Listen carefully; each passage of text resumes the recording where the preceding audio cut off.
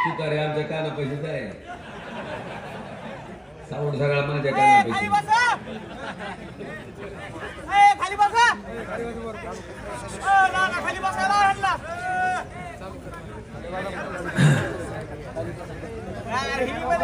महाराष्ट्र विधानसभा सार्वत्रिक निवडणुका 2024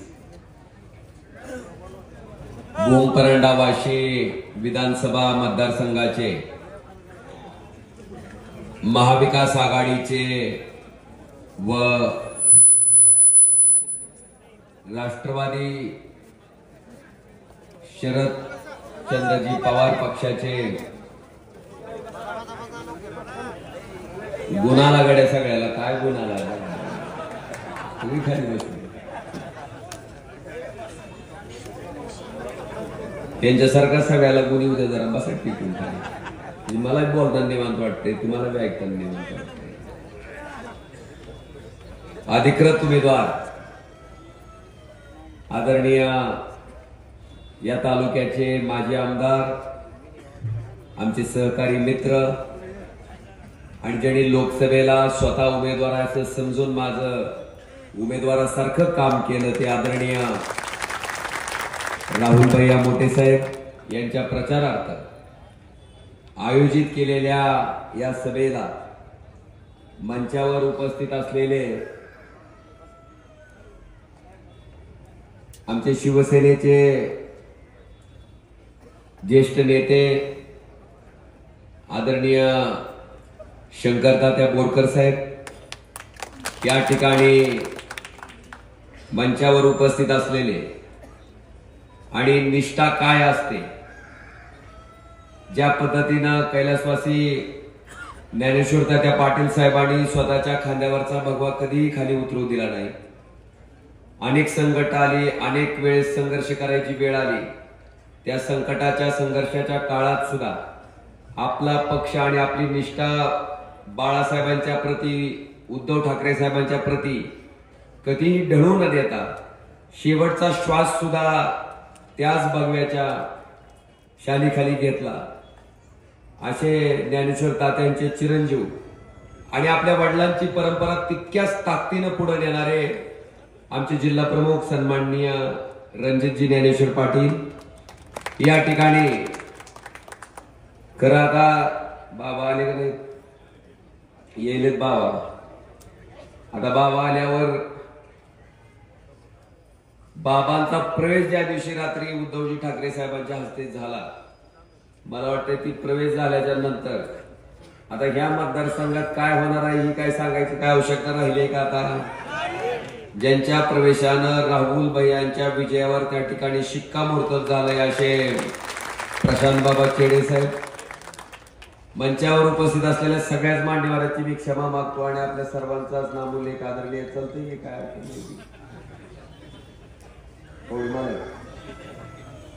सर्व आदरणीय व्यासपीठ आणि व्यासपीठाच्या समोर उपस्थित असलेले या भागातील सर्व वडीलधारी मंडळी तरुण मित्र जिथपर्यंत माझा आवाज जातोय तिथपर्यंत घराघरातून ऐकणाऱ्या माझ्या माता भगिनी आणि बंधूंनो सगळ्यात पहिल्यांदा मला तुमचं मनापासून आभार व्यक्त करायचे ऋण व्यक्त करायचे आभार आणि ऋण याकरता की 19 ते 24 तुमच्या सगळ्यांच्या आशीर्वादानं देशाच्या लोकसभेत तुमचा खासदार म्हणून त्या ठिकाणी मला काम करण्याची संधी आपण दिली आणि 19 ते 24 मध्ये जवळपास पहिली 2.5 वर्ष प्रचंड प्रमाणात सासूरवासच होता आपल्याला कोण म्हणायचं मोदीमुळे आलं कोण म्हणायचं बेरोजगार आमदाराला मी काय केलं सांगा की खासदार केलं मी आपलं आता नवीन सासूरवास चालू आहे म्हणलं शांत बसू कशाला आपण काय बोलायचंय कुणाला शेवटी काळ आणि वेळ ठरवल लोक मतदानातून दाखवतील आपण वाट बघू म्हणलं मतदानाच्या निर्णयाची प्रक्रियेची मला त्यांना सांगावं वाटतंय की बाबा ज्यावेळेस ह्या राजकीय क्षेत्रावर नरेंद्र मोदी साहेबांचं कुठं नाव नव्हतं ज्यावेळेस या राजकारणामध्ये मोदींचा राजकीय उदय झाला नव्हता त्यावेळेस हिंदुदेश सम्राट शिवसेना प्रमुख बाळासाहेब ठाकरे नावाचं वादळ आणि ज्या वादळानं या धाराशिव लोकसभा मतदारसंघात घडवलेले कडवट सैनिक यांच्या ताकदीवर कल्पनाताई नरहिरे आणि शिवाजी बापू कांबळे यांना खासदार करायचं काम त्या ठिकाणी बाळासाहेबांनी आणि उद्धव साहेबांनी केलं का नाही हो? आज त्यांना मला सांगायचंय, विनंती करत होतो की बाबा असं असं झालं, पण ती काय ऐकायला तयार नव्हतं. मोदीमुळे आलं, मोदीमुळे आलं, मोदीमुळे आलं. मग देवाच्या पाया पडून मी म्हणायचं एवढंच की बाबा रे, आता मोदी बरोबर असताना जेवढ्या मतांना आलतो त्याच्यापेक्षा एक का होणार पण आगाव मत मोदी विरोधात असताना आलो तर मग मला लोकांना सांगता येईल की बाबा आपण नेमकं कोण कोणामुळे आलंय. प्रार्थना करत होतो, विनंती करत होतो आणि ती संधी परमेश्वरानं 2024 ला त्या ठिकाणी आयती साधून दिली. मोदी विरोधात आपल्यातलेच गद्दारी करून 40 लोक सुरत मार्गे गुवाहाटीला पालथे पडले होते ते विरोधात, ज्याच्यामुळे एक संविधानिक सरकार त्या ठिकाणी तयार झालं होतं. एक मुख्यमंत्री 2 उपमुख्यमंत्री ते विरोधात. या मतदारसंघामधले 6 पैकी 5 आमदार विरोधात. पैशाची अतिवृष्टी होती, तुम्हाला माहिती आहे. तुमच्याकडच्या प्रत्येकाच्या गावात 10-10, 5-5, 15-15 लाख रुपये वाटण्यात आले होते. खरं का खोटं सांगायलोय? पैशाची ताकद एकीकडं, सत्तेची ताकद एकीकडं, एवढं सगळं असताना सुद्धा इथल्या प्रामाणिक आणि बहादर मतदारांनी ओमराजेला 5 वर्षाच्या कामावर विश्वास ठेवून, बाळासाहेबांवर विश्वास ठेवून, महाविकास आघाडीच्या नेते मंडळीवर विश्वास ठेवून जितक्या मतानं मी मोदी बरोबर असताना आलो होतो त्याच्या दुप्पट म्हणजे तिप्पट मतानं मला त्या ठिकाणी लीड देऊन या देशाच्या लोकसभेत पाठवलं. त्यांच्या शब्दात सांगायचं झालं तर मोदी साहेब जेवढ्या मतानं खासदार झाले त्याच्यापेक्षा दुप्पट मतानं खासदार करायचं काम बाजवानं तुमच्या सगळ्याच्या आशीर्वादाने त्या ठिकाणी. दुसरं, बेरोजगार आमदाराला मी काय केलं? खासदार. कोण म्हणतो तुम्हाला माहिती आहे का? नाव सांगायचं. आता मी ज्यावेळेस आमदार होतो त्यावेळेस तुम्ही कुठं ग्रामपंचायतचे सदस्य होता का ती तरी विचारा. बरं, तुम्ही माझ्या सोबत होता तेव्हा भूमपरांडा वाशीची लीड किती होती? 20,000. आणि तुम्ही माझ्या विरोधात असताना आता भूमपरांडा वाशीची लीड किती आहे? किती आहे? 81,000. तर आता कुणामुळं कोण आमदार झालं, कुणामुळं कोण खासदार झालं, मला वाटतं ह्याचा निकाल तुम्हीच दाखवलाय. आता अजून नवीन काय सांगायचं? अजून परत भाषण करायचं काहीच आवश्यकता नाही. मला या ठिकाणी खरंच भैया तुम्ही नशिबानो, मी वैशालीताईंना बघतोय. पवार साहेबाच्या सभेत सुद्धा तुमच्या अर्धांगिनी पुढेच होत्या, विश्वासात बसलेल्या. आणि आज सुद्धा मला वाटतंय आपल्या पाठीमागं नारी शक्ती, आपली अर्धांगिनी, आपली जर सोबती असेल तर जगातली कुठलीही ताकद भैया तुम्हाला त्या ठिकाणी हरवू शकणार नाही. ही शक्ती तुमच्या पाठीमागं आहे. मोठ्या ताकदीनं वैशालीताई त्या ठिकाणी माझ्याही प्रचारात अगदी स्वतः उमेदवार असल्यासारखं पायाला बिंगीर लावून ताई त्या ठिकाणी फिरल्या होत्या. मला वाटतं माझ्या बहिणीचं ऋण चुकवायची माझी आता वेळ आहे, माझी जबाबदारी आहे. आणि भैया निश्चितपणे तितक्याच ताकदीनं तेवढेच परिश्रम घेऊन आम्ही तुम्हाला या मतदारसंघातनं परत एकदा आमदार म्हणून पाठवल्याशिवाय त्या ठिकाणी स्वस्थ बसणार नाही, हे सुद्धा मी आवर्जून या ठिकाणी सांगतो. बरेच लोक आहेत. आता 2.5 वर्षापूर्वी महाराष्ट्रात काय झालं बघितलं का नाही तुम्ही? काय झालं? सहलीला विद्यार्थी जाते तर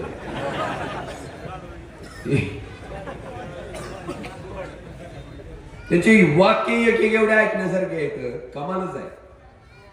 तेव्हा म्हणले आम्हाला हिंदुत्व जपायचंय म्हणून आम्ही तिकडे चाललो सुरत मार्गे गुवाहाटीला. कोण म्हणलं अजित दादा जर आमच्या सोबत राहिले आणि असंच सरकार चालत राहिलं तर आमचं काही निवडून यायचं खरंच नाही म्हणून आम्ही तिकडे चाललो. ऐकलं का नाही तुम्ही? पेशू टळा टळा टळा टळा बोलत होतो. काय जण तर म्हणले मला काहीच माहित नव्हतं, अदरवाईज कैलास पाटलांनी मला घेऊन गेले म्हणजे. आता ह्यांना वाटा लावायला गेलते काय? मला काहीच माहित नव्हतं. म्हणून मी इथं आलो. त्यावेळेस ऐकलं का नाही त्यांचं तिथून गुवाहाटीतली क्लिप जाहीर लाईव्ह करून सांगितलंय. आणि आता सरकारमध्ये मंत्री झाल्याच्या नंतर त्यांच्या तोंडचे वाक्य आहेत भैया की ज्या बाळासाहेबांनी ज्या उद्धव साहेबांनी रिक्षावाल्याला पानटपरीवाल्याला ज्याच्या घरात साधा कोण ग्रामपंचायतचा सदस्य नव्हत्या अशा माणसाला ज्याची राजकीय ओळख नव्हती अशा माणसाला आमदार केलं, खासदार केलं, मंत्री केलं, मुख्यमंत्री केलं, सभापती केलं लोकसभेचा. त्या बाळासाहेबांचे चिरंजीव म्हणजेच उद्धवजी ठाकरे साहेब पहिल्यांदाच मुख्यमंत्री झालते. अरे उद्धव साहेबांना मुख्यमंत्री व्हायचं असतं तर 14 झाले असते. बाळासाहेब हयात असताना झाले असते. कधी झालं नाही. पदाचा मोह बाळासाहेबांना नव्हता ना उद्धव साहेबांना नव्हता. ज्या बाळासाहेबांच्या आशीर्वादाने आपल्याला सगळं भोगायला मिळालं त्याच बाळासाहेबांचे चिरंजीव मुख्यमंत्र्याच्या खुर्चीवर असताना त्यांच्या पाठीत खंजीर खुपसून ज्या पद्धतीने मुख्यमंत्री पदावरून त्यांना खाली ओढायचं काम झालं ते झाल्याच्या नंतर हे मंत्री झाले. आणि मंत्री झाल्यावरच त्यांचं वाक्य आहे. काय वाक्य आहे? की सरकार पाडण्यासाठी मी किती बैठका घेतल्या.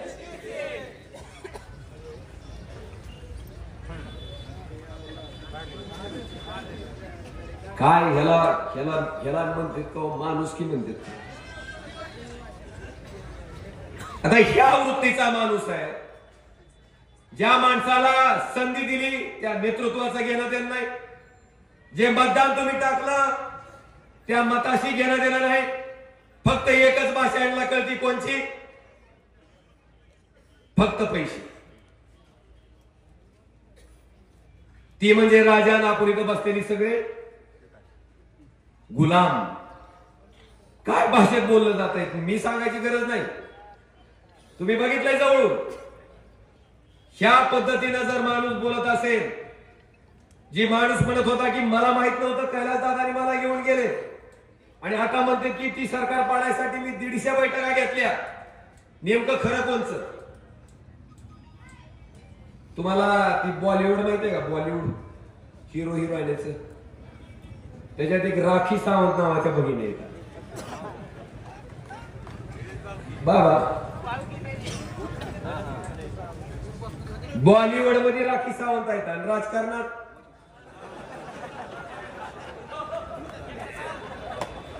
लय हसलं गड्या मोठ्या.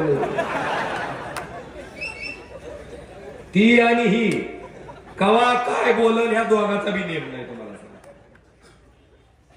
काही सांगता येत नाही. कवा काय बोलतील, कवा काय सांगतील. अशी अवस्था आहे आपल्या नेतृत्वाची. मला ज्ञानेश्वर तात्याच्या आठवण येते आज सुद्धा. अरे ज्या तात्यांनी स्वतःच्या भावाला टाळून तुमच्या पुतण्याला उमेदवारी दिली, निवडून आणलं, सभापती केलं, उपाध्यक्ष केलं, स्वतःची आमदारकी तुम्हाला बहाल केली, सगळी पदं दिली. आणि असं असताना ते तात्या आजारी असताना त्यांचं खच्चीकरण करण्यासाठी तुम्ही ज्यावेळेस तात्या आजारी होते तेव्हा ह्या माणसाच्या तोंडचे वाक्य होते की मी मदत केली म्हणून बरोबर आहे, नाहीतर फोटोला हार घालायची पाळी आली असते. ऐकलंय का नाही? ही कसली मानसिकता आहे? ही कसली नीतिमत्ता आहे? कसली सडकी बुद्धी आहे? मला वाटतं ह्या वृत्तीला गाडायचं काम उद्याच्या 20 तारखेला आपल्याला मताच्या माध्यमातून करायचंय बांधवांनो. आणि तात्या नेहमी म्हणायचे, माझ्या लोकसभेच्या प्रचारात कार्यरत असताना तात्या म्हणायचे की ह्यांना गुलाल बी आम्हीच लावलाय, बुक्का सुद्धा आम्ही लावल्याशिवाय स्वस्त बसणार नाही. हे तात्या तोंडाचे वाक्य आहेत, माझे नाहीत. बांधवांनो, ह्याचा विचार करणं तुम्ही गरजेचं आहे. आज मी बघतो ही सरकार महाराष्ट्रातलं सगळ्यात भ्रष्टाचारी सरकार आहे. प्रचंड भ्रष्टाचार आहे. हाय का नाही? तुम्हाला म्हणून तर खूनवर होती देहाला लोकसभेला. एका गावात किती किती होत? 15 लाख 20 लाख गावाचा आकार बघून. बारका असेल तर 5 लाख फुलवर. मोदी साहेब तुम्ही खाऊंगा ना खाने दूंगा म्हणता, मग त्या निवडणुकीमध्ये एका एका गावात 20-20 लाख रुपये कुठून दिले? हा प्रश्न सामान्य माणसानं त्या नेतृत्वाला विचारणं गरजेचं आहे का नाही? जर 20-20 लाख रुपये 25-25 लाख रुपये एका गावात आमच्या विरोधात मतदान टाकण्यासाठी तुम्ही जर माणसाला देत असाल तर खाऊंगा भी झूठ है, खाने न दूंगा भी झूठ है. तुम्ही हा लोकांचं भ्रष्टाचार करून ओरबाडलेला पैसा या ठिकाणी निवडणुकीत वाटताय हे वास्तव आहे. आज सुद्धा बघा, आज कसं आहे, गाडीत बसायला पैसे, सभेला यायचे पैसे. परवा मी रॅलीतून त्यांच्या आडू आलतो. तुम्ही विरोधकाच्या रॅलीतून अर्धा किलोमीटर येऊ शकता का? ओमराजे पटेल येऊन जाऊन दाखवले. एकानं सुद्धा म्हणलं नाही, सगळी चेहऱ्यातून खुनवून म्हणतो उगो 20 तारखेपासून आम्हाला आंघोळ करून घेऊ द्या म्हणली. 20 लाख तुतारी वाजवणाऱ्या माणसाचं बटन दाबून ह्याचं कसं दाखवायचं ते दाखवतो म्हणजे काय काळजी करू नका. आपण का काय दम लावाय की आता निवडणूक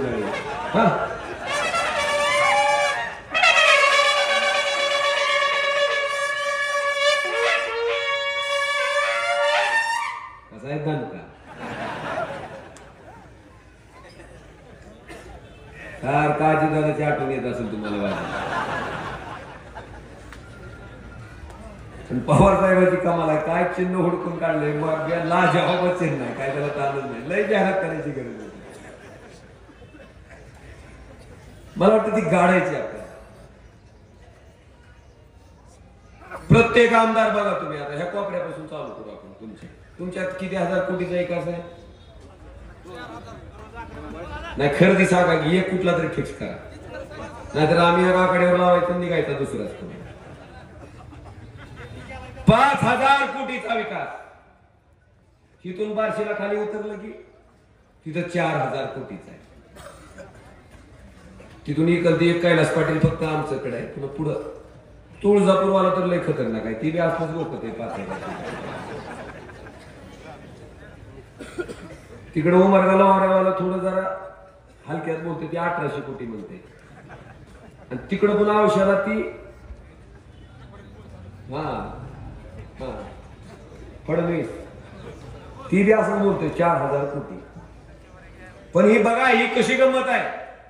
ही जी 6च्या 6 माझ्या तावडीत आहे त्याच्यातलं एक म्हणलं होतं मराठ्याला आरक्षणाची खात सुटली का. तुळजापूरचं म्हणलं होतं काळा दिवस आहे.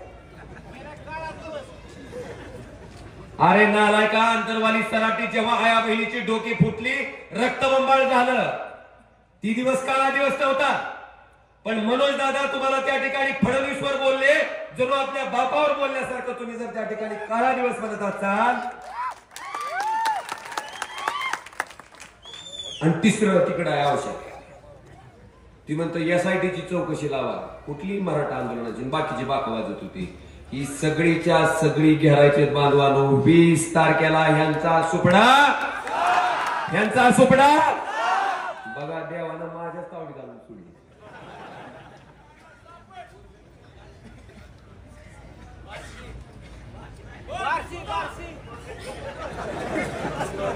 तुम्ही बहुतेक भाषण जरा नीट लावून ऐका ना काय की मी बारशी घेतलं नाही का. तिथं काय म्हणतंय, सोयाबीनचा भाव महत्वाचा नाही, दुधाचा भाव महत्वाचा नाही, काय आरक्षण महत्वाचं नाही, काय महत्वाचं आहे देशप्रेम. म्हणलं आता तुम्ही लगेच कपडे काढून मिलिटरीत भरती म्हणा म्हणा, आम्ही सुद्धा म्हणतो देशप्रेम. मान्य करू घ्या आपण. आजच आमदारकीचा राजीनामा द्यायचा लगेच बंदूक घेऊन लढायला ट्रेनिंगला तयार व्हायचं. देशप्रेम सगळं स्वतःच्या स्वार्थासाठी. विकासावर होता 5,000 कोटीच्या. आता मी आलो इट करून बाबा, खरं रोहित दादाचं भाषण मला सगळं ऐकायला भेटलं असतं. पण काय झालं, इट करून निघाल्यापासून वाशीला दिसतो एवढा विकास भेटला. प्रत्येक गरदाडात आपल्याला की बनायचे तानाजी सावंतचा विकास. तानाजी ड्रायव्हरला सुद्धा विचारलं, म्हणलं असं का करायला गाडी, म्हणलं सरळ चल ना, म्हणलं शापाशी. दादा म्हणला अवघड झाले का ग माय, म्हणला सावंत साहेबाचा विकास किती कोटीचा, 5,000 कोटीचा. ती गरदाडाने लपलाय म्हणजे आणि गाडी त्या गारदाडात गेली की खालून दणकत येते म्हणला लगेच. मग ती सारखी गाडी अशीच येते म्हणजे कमळाबाई कमळाबाई कमळाबाई कमळाबाई. हाय का नाही अशी अवस्था. मी दाबड सांगू आता चला आपण जाऊ माघारी सर्वसाधारण जाऊ त्या रस्त्यात. ही विकासाची पद्धत. बरं विकास कुणाच्या पैशातून आहे? एकदम करेक्ट आहे. कसं? कारण शेतकरी जी ट्रॅक्टर विकत घेते त्याच्यावर 18% जीएसटी आहे. किती? 18%. आणि जर हेलिकॉप्टर घ्यायला गेला तर किती आहे? 5%. मोदी साहेबाचं एकदम बरोबर आहे. कसं? हेलिकॉप्टरला जर 18% जीएसटी लावली, काय हेलिकॉप्टरला जर 18% जीएसटी लावली तर हेलिकॉप्टर घेणारा माणूस झाड बघून दाव बघून फाशी घेईल ना. पुन्हा जगणार कसं आहे ते? म्हणून हेलिकॉप्टरला जीएसटी लावलेली. जीएसटी कशाला आहे? कशाला आहे? किती टक्के? वाजवा टाळ्या अजून एकदा. भाईवर बहिणाव वाजवा.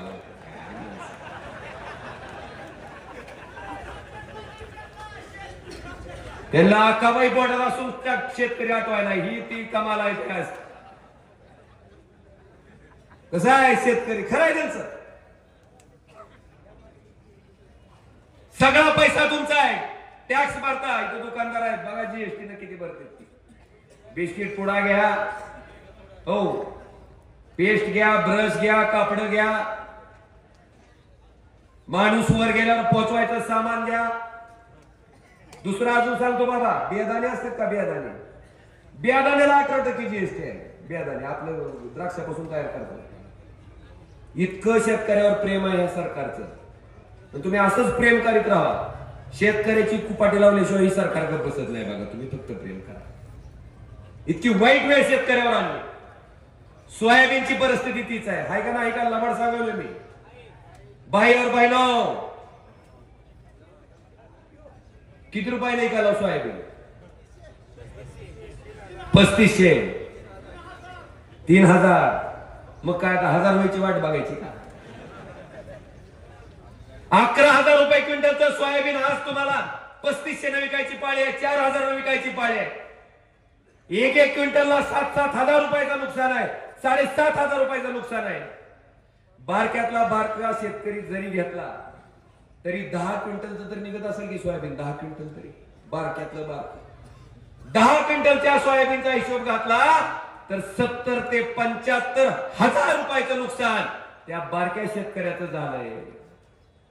त्या दाजीचं झालंय. आणि फोन करून आमदार साहेबांच्या ऑफिस मधून येते लाडक्या बहिणीचे 1,500 मिळाले का? तुम्हाला जर फोन मधून हाणायची सोय असती किती निबार धुतला असतो. अरे नालाय का? आमचं 75,000 रुपये हाणले आणि बहिणीचे किती आले म्हणून सांगतो?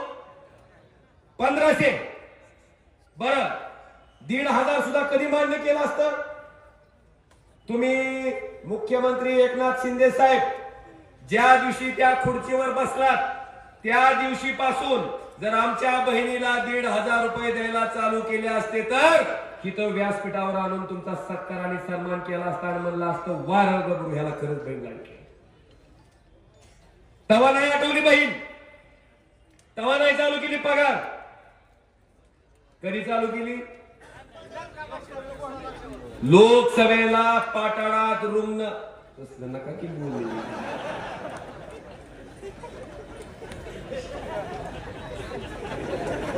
काय बोलचाल? खरं आहे पण आता इथं कसं म्हणून आमच्या महिला भगिनी बसतात पलीकडे.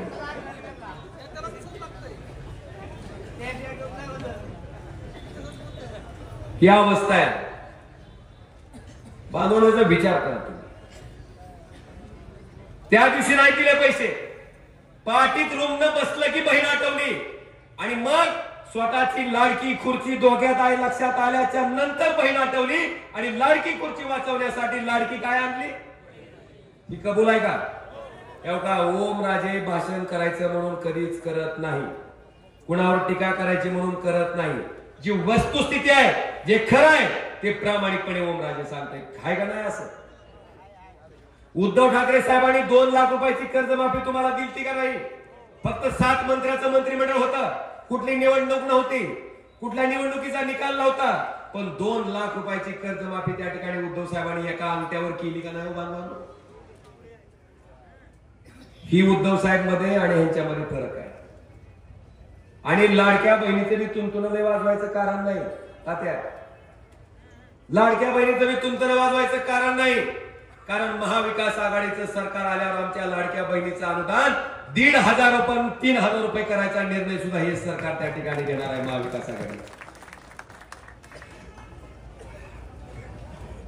काही लोकांना इतकं श्रेय आहे, श्रेय घ्यायचं.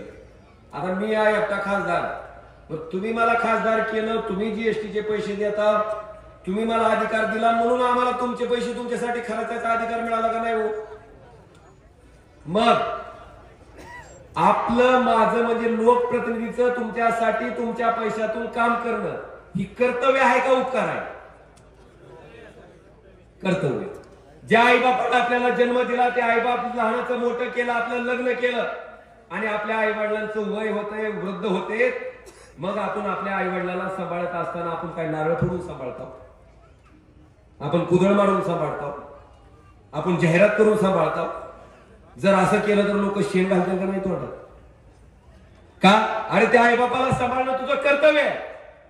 जसं आईबापाने जन्म दिल्याच्या नंतर आईबापाला सांभाळणं मुलाचं कर्तव्य आहे, तुम्ही आम्हाला मतातनं जन्म दिल्याच्या नंतर खासदारांना आमदारांना तुमच्याच पैशातून तुमच्यासाठी काम करणं सुद्धा कर्तव्य आहे, उपकार नाही. आणि ही श्रेयचीच कुत्तरोड आहे. भया आमच्याकडे जर तुळजापूर वाढून लय काय तुम्हाला सांगतो, आता रेल्वे कुणाकडे असते हो? कुणाकडे असते? केंद्र सरकारकडे. त्या रेल्वेचं सुद्धा कुदळ मारायला गेलं बघा तुळजापूरचं. नारळ फोडून आले. सांगा हो, तुम्ही सांगा. इथं बसलेले व्यासपीठावर पाहुणे सांगा बाबा रेल्वे कोणाचं.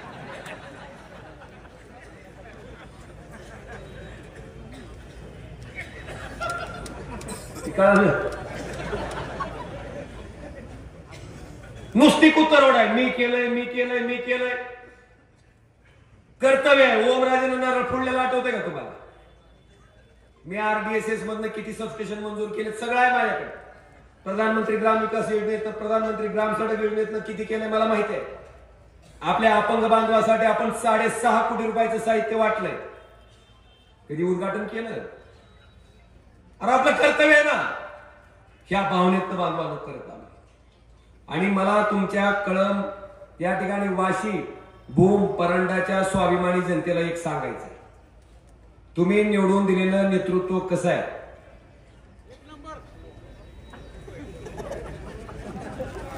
आता एक संदर्भ सांगतो तुम्हाला, बरं झालं एक नंबर. आमचे माने साहेब तिकडे उभे आहेत औषध, आणि तिथं उभा असताना मागच्या वेळेस काय झालं, माने साहेब 2 वेळेसचे आमदार, तरी ऐन टायमाला फडणवीस साहेबाच्या PA ला उमेदवारी दिली, अभिमन्यू पवार. मग माने साहेब बिचारा पक्षाची एकनिष्ठ केला, प्रचार सगळीकडे जाऊन निवडून आणलं. पण निवडून आणल्यावर आता नेमकं माने साहेबांना तिकीट भेटले आणि कमळाबाईनं गद्दारी केल्यामुळे त्यांच्या विरुद्ध लढत आहे. मग माने साहेब गावात प्रचार करायला गेले की लोक म्हणते तुम्हीच प्रचार केलता की तुम्हीच प्रचार केलता की तुम्हीच प्रचार. माने साहेब म्हणतो झक मारलो प्रचार केलो. पुन्हा माने साहेब पुढे म्हणते गाढवाचं पिल्लू बारीक होत, गोड दिसलं, गोंडाच दिसलं, गुटगुटीत दिसलं, म्हणून आम्ही घेऊन आलो.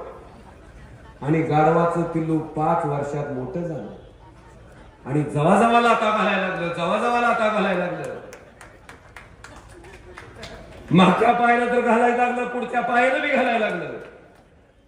तेव्हा आमच्या लक्षात आलं की ही गाढव काय त्याचा मूळ गुणधर्म बदलत नाही. असं माने साहेब कुठं म्हणते औषध, त्याचा संदर्भ भूम परंडा वाशीमध्ये जोडायचा नाही.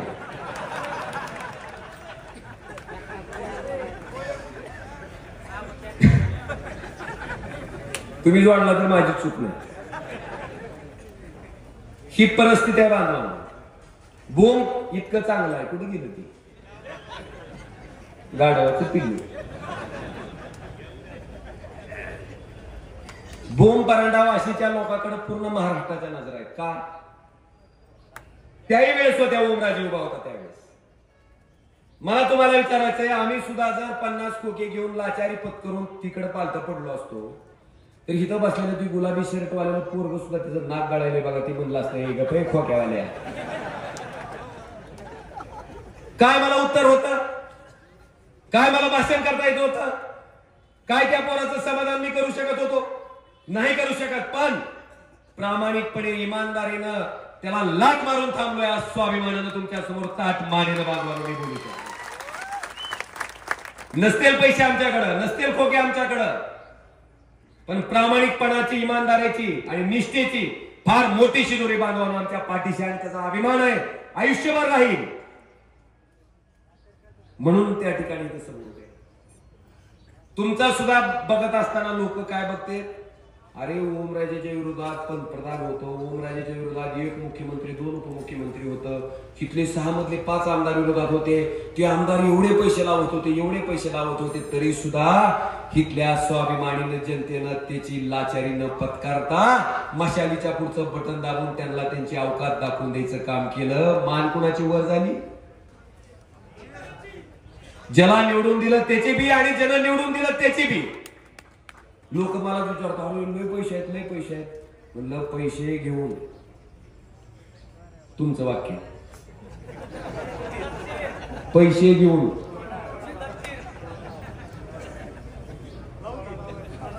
आता सुद्धा त्याच पैशाच्या ताकदीवर सगळं चालू आहे. तुमची मतं खरेदी करायचा प्रयत्न आहे, तुम्हाला लाचार करायचा प्रयत्न आहे. पण बांधवांनो, जेव्हा खपटाच्या आड जाचाल तेव्हा कुठला माईचा बाप कोण बघू शकत नाही तुमचं मतदान कुणाला येते. त्यावेळेस मात्र सत्सद विवेक बुद्धीनं शांत डोक्यानं विचार करा की ह्या पद्धतीची लाचारी स्वीकारून गुलामीचं जीवन जगायचंय का स्वाभिमानानं जशी मशाल पेटवली तशीच तुतारी वाजवायची. हे तुम्ही आता त्या ठिकाणी खपटाच्या आड गेल्यावर विचार करा.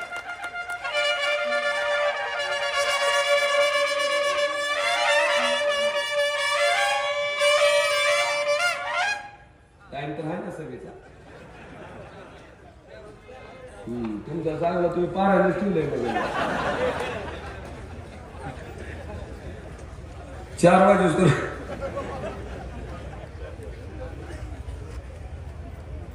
हा विचार करावा लागला. दुधाच्या बाबतीत काय परिस्थिती आहे, सोयाबीनच्या बाबतीत काय परिस्थिती आहे आणि सरकार काय करायला लागले. बाबा आमच्याकडचं उदाहरण सांगतो.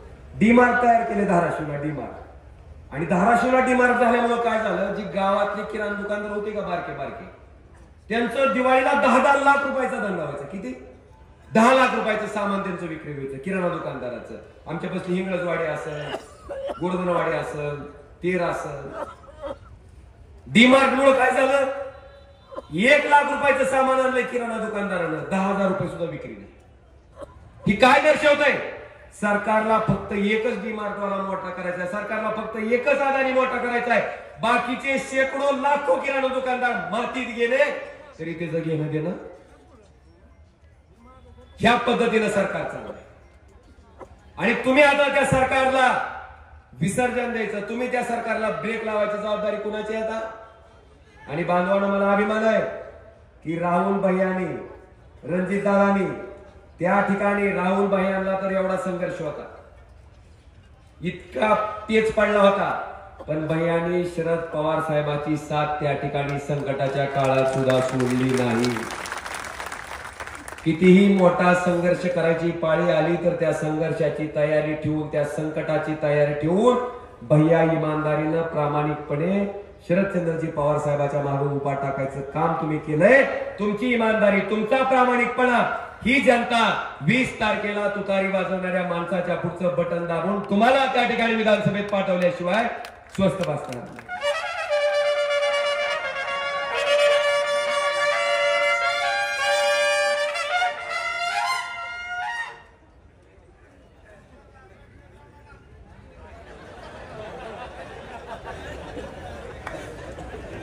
बाबा सारखं काही लोक म्हणाले ते भांडण ऐकली नव्हती का? दिवाळीच्या टायमाला रील लय व्हायरल जाता बघा. शंकरपाळ्या होता का नाही? दोन पोरं भांडत होती बघा. तुला बघून घेईन, एका चापटीतच खाडी पाडीन, दुसरी लागू बी देणार नाही. बघितलं का नाही? बघितलं नाही एक तसंच काम झालंय बाबा. आता कुणी काय बघून घ्यायचं तुम्हाला? तुम्ही सांगितलं कोण कोबरा लागेल, तुम्ही कसलं दारू द्यावं त्या दिवशी सांगितलं. आता मी कोण कुणाला बघत नसते.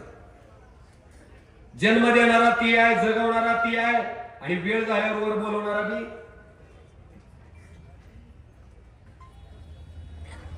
मी अजून परत त्याच्या वाक्याचा पुनरुच्चार करतो.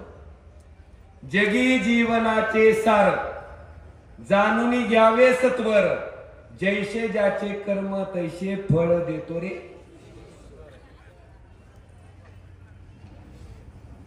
मुद्दई लाख बुरा चाहे तो क्या होता है, मुद्दई लाख बुरा चाहे तो क्या होता है, जो होता है वो मंजूर खुदा होता है. तुम्ही आम्ही कोण कोणाचं काय बघू शकत नाही. तुमचं कर्म कसं आहे ते वरून परमेश्वर बघायला, आणि त्या कर्माप्रमाणे तुम्हाला झटका देणार म्हणजे देणार. तुम्ही काळजी करू नका. आमचं काय बघणार? आमचं काय उपटला तर कांदा नाही तर पाक. आमच्याकडे काय गाबाळ आहे का? गाबाळ असतं तर आम्ही सुद्धा बाजींच्या वॉशिंग मशीन मध्ये असं कॉलर उडी घेऊन पडला असतो की स्वच्छ कर लवकर आला. ना पैशाची अपेक्षा आहे. ती असती तर 50 खुबे घेऊन शेण खाल्लं असतं. पैशाची बी अपेक्षा नाही, काय काळ आहे त्याची बी भ्या नाही. म्हणून तर खुट्टा रवून ठाम होतं उभारला. कुणाच्या बापाला आम्ही घाबरत नाही.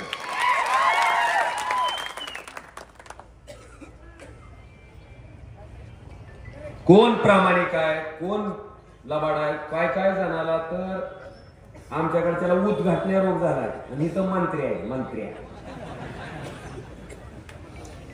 म्हणजे तुम्ही भाषण ऐकलं नाही कुठलं?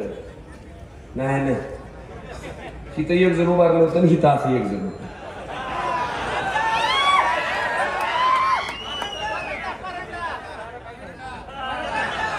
पडला टपा पडला. महागून कसं होतं ते ट्रॅक्टर उसाचं चढत गेलं कसं दुसरं वाढत नाही त्याला. तुला सांगतो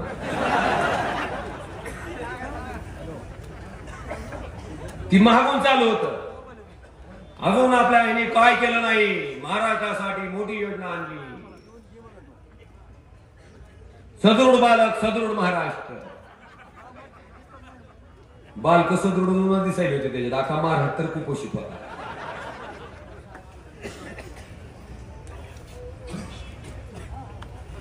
पंढरीची वारी अरे तसं नव्हतं म्हणलं, तिसरंच बोललो होतं. चुकलं होतं ना. आता तुम्हाला सांगितलं मी चुकणारच नाही. तेवढं हुंदर कुठं का बसतंय मागचं? त्याला काय म्हणतंय? साहेब मंत्री.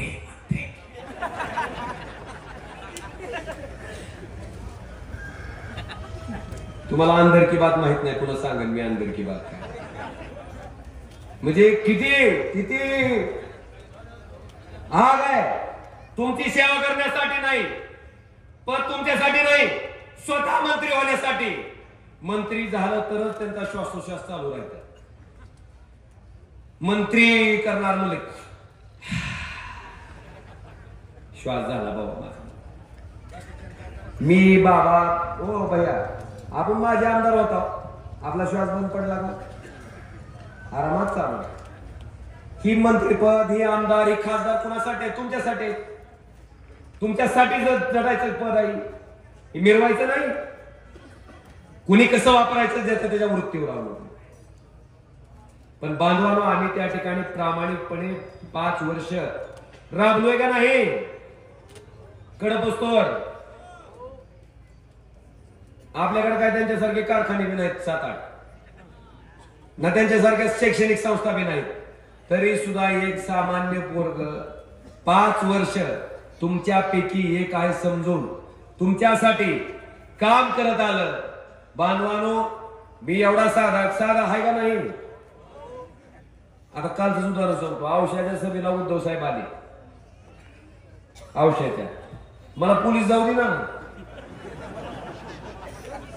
ती म्हणलं जा पुढे जाऊन बसा. इकडे कुठे चालला म्हणलं स्टेजवर. म्हणलं खासदार आहे, मला भाषण करायचं भेटेल ना असं काय.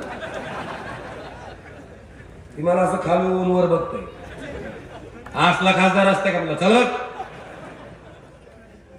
आता खासदार सारखं दिसतच नाही खालच्या बुडापासून वर. मग दुसऱ्या पोलिसांना सांगितलं अरे नाही नाही 2 वेळच आहे म्हणजे याला जाऊ दे म्हणजे. तेव्हा वर गेलो. सांगायचा मुद्दा तात्पर्य काय की आम्ही आमच्या पदाचा अभिमान, आम्ही आमच्या पदाचा माज कधी दाखवला नाही.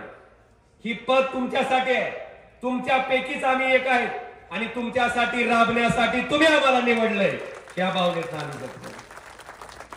आपल्याला इथं आल्यावर सुद्धा ह्या मामाला लगेच मला चालू केलं काम सांगितलं का नाही? भ्या वाटलं का कुठलं? हा वाघ शिवासारखं काय खटदिशी सांगतो. कुठलं काय काम पडना.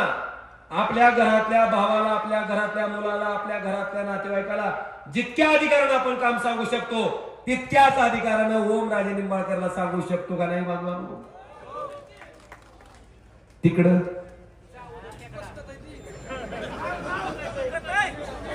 आता मला सांगा, मी तरी थोडा कवा चिडतो. भयाचा हाय कवा कधी काय? मग असा माणूस पाहिजे का तसा पाहिजे? कसा पाहिजे तुम्ही ठरवा. सांगा असं. हा फक्त खोके आमच्याकडे नाही. हा आज विषयात कटाळा तर नाही आलेला. नाही नाही सुरू द्या मला सुरू द्या. हा जाऊ द्या ह्यांची बी इच्छा पूर्ण. बांधवानो, माझ्या विधानसभेच्या निवडणुकीत माझ्या वडिलांवर कैलासवासी पवनराजे निंबाळकर साहेबांवर बोललं गेलं. रडून मतं मागितली म्हणलं गेलं.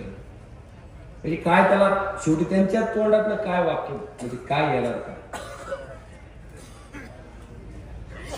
कसं असतं स्वतःच वडील गेल्याच्या नंतर काय दुःख असतंय, काय यातना असते.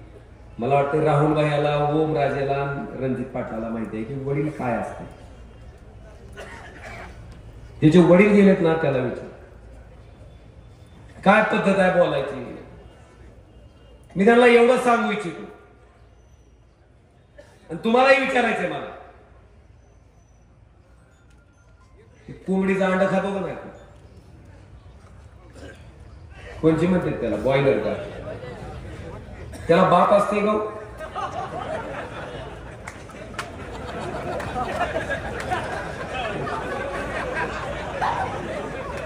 जर सवासरू त्याला असते का बाप? आता बॉयलर कोंबडीची अंड्याची मानसिकता आणि जरशा वासराची मानसिकता असणाऱ्या माणसाला बापाबद्दल काय सांगावं आपण? बोलायचं आपण न बोललेलं बरं. तुझी फार इच्छा होती म्हणून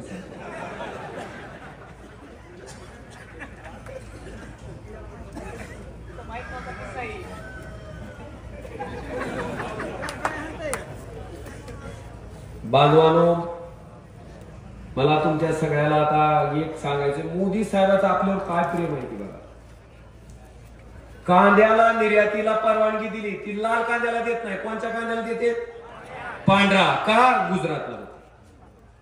वेदांता फॉक्सकॉन नावाचा प्रकल्प आपल्या महाराष्ट्रात यायला होता.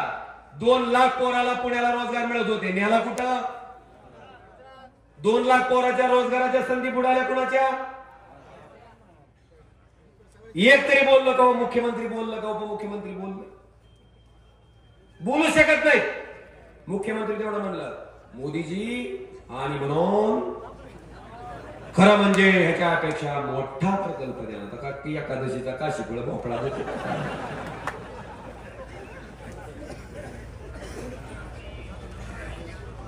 2 लाख पोराच्या नोकऱ्या जात होत्या. लाल कांद्याला परवानगी मिळत नव्हती निर्यातीला. तेव्हा एकही मुख्यमंत्री एकही उपमुख्यमंत्री मोदींना जाब विचारू शकला नाही, बोलू शकला नाही का? सगळे त्याचे लाजीम आहेत. जर उद्धव ठाकरे मुख्यमंत्री असते तर मोदींना 2 लाख पोरांच्या नोकऱ्या जाऊ दिल्या असत्या गुजरातला. ठरवा तुम्ही आता काय करायचं. निर्णय तुमचा आहे की काय करायचं आता या सरकारचं. आणि भ्रष्टाचारानं तर इतकं पोकरलंय, छत्रपती शिवाजी महाराजांचा उभा केलेला पुतळा सुद्धा ह्यांचा काय झाला हो? कोसळला का नाही? आता आपल्याकडे आपल्या बरेच शहराने पुतळे बघतो. कुठला वाऱ्यानं पडलेला ऐकलं का? आणि म्हणून खरं म्हणजे वाऱ्यानं पडलं. कशानं रेमसो? म्हणजे भ्रष्टाचार करायला शेण कुठं खावं? मर्यादा राहिली नाही बांधवा. आणि तुम्हाला विनंती करतो की आता अशा वाईट वृत्तीच्या कपटी कारस्थान जाऊ दे, सगळं सोडून द्या. देवेंद्र फडणवीसला तुम्हाला मुख्यमंत्री करायचंय का? बर करायचं असं करायचं. बाबा काय भैया काय वेळ आहे? देवेंद्र फडणवीस मराठवाड्यात एकाही ठिकाणी सभा नाही, एकाही ठिकाणी नाही.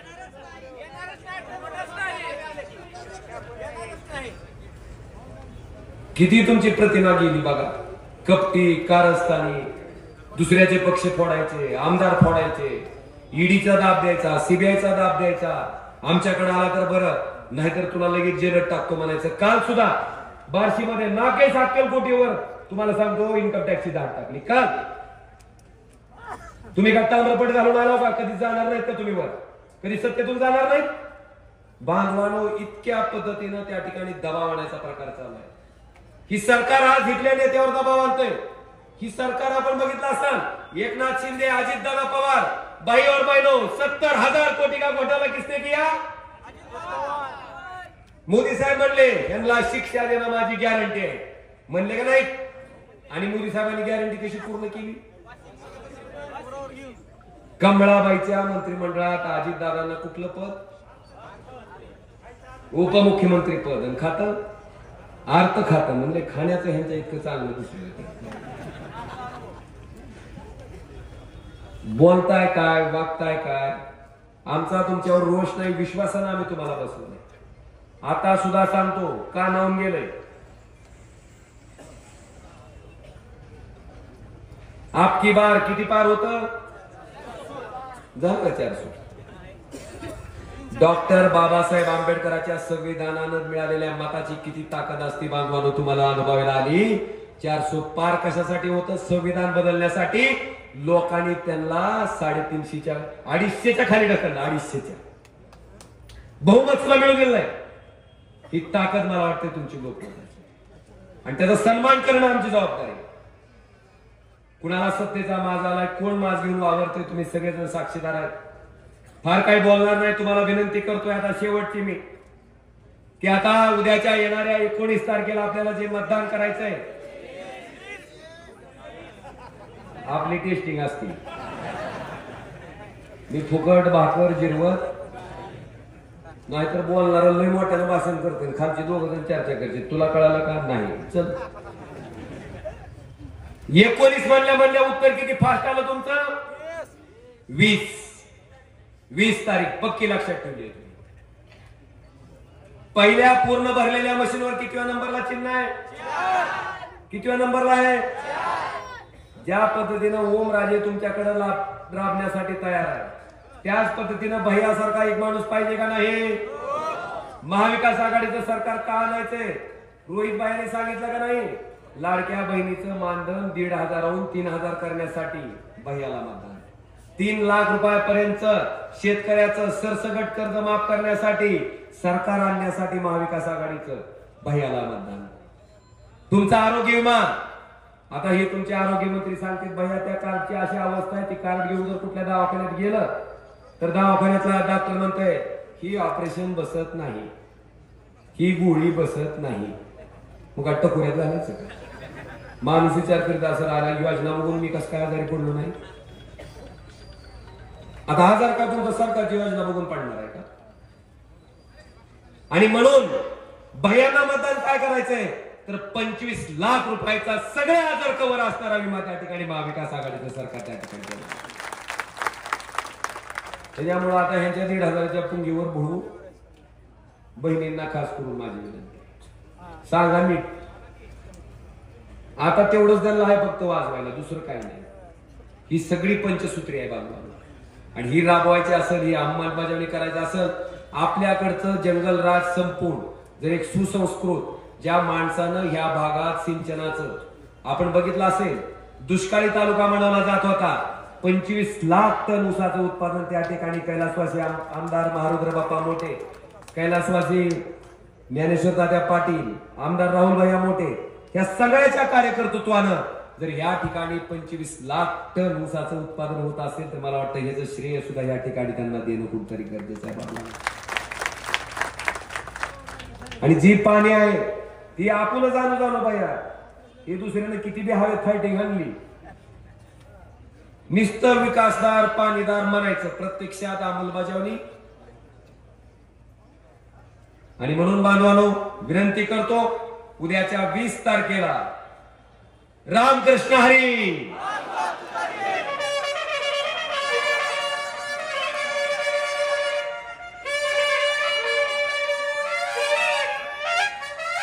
अजून दुसरं आहे काय, वाजवा तुतारी गाडा म्हणायचं, वाजवा